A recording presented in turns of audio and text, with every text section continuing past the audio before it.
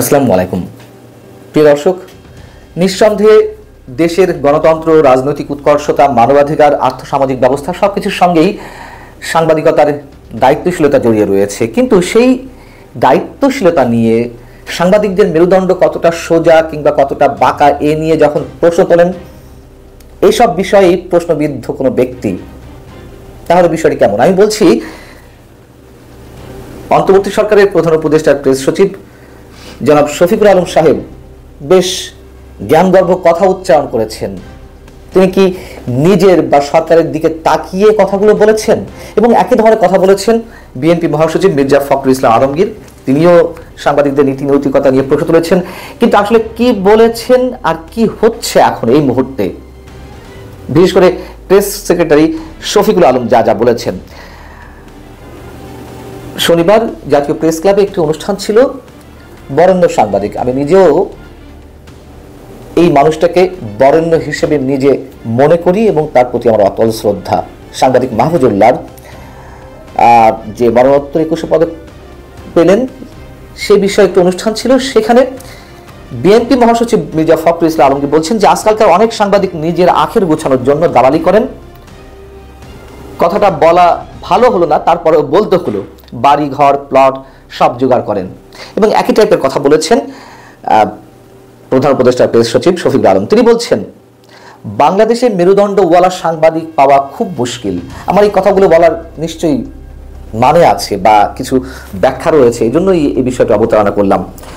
তিনি বলছেন যে বাংলাদেশে মেরুদণ্ডওয়ালা সাংবাদিক পাওয়া খুব মুশকিল। ইতিহাসে সাংবাদিকদের ক্ষমতার সঙ্গে কোয়ালিশনটা খুব বাজে। বছরের পর বছর সাংবাদিকরা লিডার হওয়ার জন্য, একটা প্লট পাওয়ার জন্য দালালি করেন, ক্ষমতাসীনদের চাটুকারিতা করেন, ইত্যাদি ইত্যাদি। কথা সত্য, মির্জা ফখরুল ইসলাম আলমগীর এবং শফিকুল আলম সাহেব যা বলেছেন আমি নিজে অন্তত তাদের প্রত্যেকটা কথার সঙ্গে একমত। কিন্তু প্রশ্ন হচ্ছে, যে মানুষগুলো এই প্রশ্নগুলো তুললেন তারা কি নিজেদের দিকে তাকিয়ে দেখেছেন? প্রেস সেক্রেটারি শফিকুল আলম তিনি কি বলবেন যদি প্রশ্ন করি যে এখন কি সাংবাদিকদের পোষা হচ্ছে না? বর্তমান অন্তর্বর্তী সরকার তো কোনো রাজনৈতিক সরকার নয়, দল নিরপেক্ষ সরকার। কিন্তু এই সরকারের সময় যদি সাংবাদিকদের পোষা হয় তাহলে বিষয়টি কেমন দাঁড়ায়? এবং নির্মোহ দালালির কারণে এই মুহূর্তে এই সরকারের সময়, আমি বর্তমান সরকারের কথা বলছি, এখনো তো অনেককে প্রেস মিনিস্টার থেকে শুরু করে গণমাধ্যম কিংবা গণমাধ্যম সংশ্লিষ্ট বিভিন্ন স্বায়ত্তশাসিত প্রতিষ্ঠান বা সরকারি প্রতিষ্ঠানে নানান পদ পদবিতে দেওয়া হচ্ছে। অস্বীকার করতে পারবেন? চ্যালেঞ্জ ছুড়ে মারলাম, চ্যালেঞ্জ ছুড়ে দিলাম যে চ্যালেঞ্জটি গ্রহণ করে জবাব দিন যে না, এগুলো কিছু হচ্ছে না। এমনকি এই সব পদে পদায়িত করার পরেও তারা রাজনৈতিক বক্তব্য দিয়ে যাচ্ছেন, নির্লজ্জভাবে এক পেশে বক্তব্য দিচ্ছেন, সরকারের পক্ষে যে বক্তব্যগুলো যায়। দ্বিতীয়ত, শফিকুল আলম সাহেব প্রেস সেক্রেটারি তিনি নিজের দিকে তাকিয়েছেন। 6 মাস যেতে না যেতেই যে তিনি সচিব পদমর্যাদা প্রেস সেক্রেটারি থেকে তিনি তার স্ট্যাটাসটি বাড়িয়ে নিলেন, সিনিয়র সচিব পদমর্যাদা নিয়ে নিলেন। কি কারণে? কি এমন ঘটলো, কি এমন তিনি যোগ্যতা দেখিয়েছেন যে তাকে সিনিয়র সচিব পদমর্যাদায় অভিষিক্ত করা হলো? এবং তিনি নিজেও যে প্রতিনিয়ত রাজনৈতিক বক্তব্য দিয়ে যাচ্ছেন, একটি বিশেষ গোষ্ঠীর পক্ষ নিয়ে স্পষ্টভাবে বললে যে নতুন রাজনৈতিক দলটি আসছে বা বৈষম্যবিরোধী ছাত্র আন্দোলন যে নেতারা, তাদের পক্ষে একের পর এক কথা বলে যাচ্ছে এবং বিশেষ একটি দলের বিরুদ্ধে যাচ্ছেতাই বলে যাচ্ছেন। কেন তিনি বলবেন? কোন এখতিয়ার থেকে বলবেন? কি কারণে বলবেন? বিএনপিও কি দালালির সুযোগ কম দিয়েছে সাংবাদিকদের? বিএনপি সরকারের সময় আমরা দেখিনি বিএনপি পন্থী সাংবাদিকরা কিভাবে সুযোগ সুবিধা নিয়েছেন। হ্যাঁ, এটা সত্য কথা। গত 15-16 বছরে আমি আওয়ামী সরকারের কথা বলছি, তখন দালালির যে নমুনা আমরা দেখেছি, নির্লজ্জ বেহায়াপনা, চাটুকারিতা, তোষামোদকারী হিসেবে যে সাংবাদিকরা আমাদের সামনে উপস্থিত হয়েছেন, আমরা নিজেরাই লজ্জায় পড়েছি, কুণ্ঠাবোধ করেছি এবং সব ধরনের সীমা লঙ্ঘন করে গিয়েছিলেন। এটা আমরা দেখেছি, সত্য কথা। এবং মির্জা ফখরুল ইসলাম আলমগীর কিংবা প্রেস সচিব শফিকুল আলম সাহেবরা যা বললেন যে একটা প্লটের জন্য বা সামান্য কিছু সুযোগ সুবিধার জন্য, তা না। একটা প্লট কিংবা সামান্য সুযোগ সুবিধার জন্য নয়, অনেকে একাধিক প্লটের মালিক হয়েছেন, অনেকে শত শত কোটি টাকার মালিক হয়েছেন, টেলিভিশন চ্যানেল কিংবা পত্রিকার লাইসেন্স নিয়ে নিয়েছেন, আছে তো এরকম আমাদের সামনে।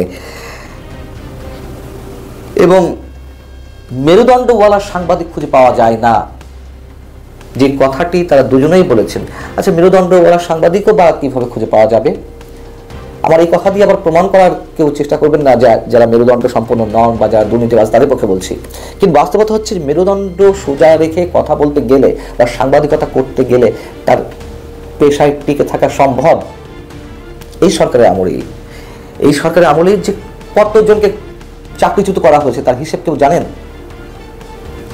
আন্তর্জাতিক যে সাংবাদিকদের একটি প্রতিষ্ঠান রিপোর্টার্স উইদাউট বর্ডার, তারাও তো সাংবাদিকদের উপরে নানান ধরনের নিপীড়ন শুরু হয়েছে। সাংবাদিকরা তারা কথা বলতে পারছে না মুক্ত কণ্ঠে, এর জন্য তো উদ্বেগও জানিয়েছে।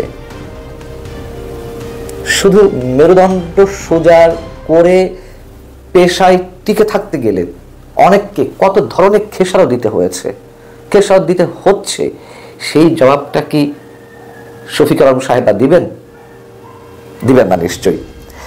প্রেস ক্লাব কিংবা বিভিন্ন যে সাংবাদিক ইউনিয়ন রয়েছে, বিভক্ত ইউনিয়ন, সেটি বিএনপিপন্থী সাংবাদিক ইউনিয়ন বলি বা আওয়ামীপন্থী সাংবাদিক কিংবা জামাতপন্থী সাংবাদিক ইউনিয়নের কথা বলি, তাদের কারণে সাংবাদিকতা নষ্ট হয়েছে এই দেশে অন্তত 60% তাদের কারণে বলবো, আর 70%। এখনো কি সেটা চলছে না? এবং সামান্য একটা এক্সাম্পল দিই, এখন কোনো টক শোতে, টেলিভিশন টক শোতে আওয়ামীপন্থী কোনো সাংবাদিককে দেখেন?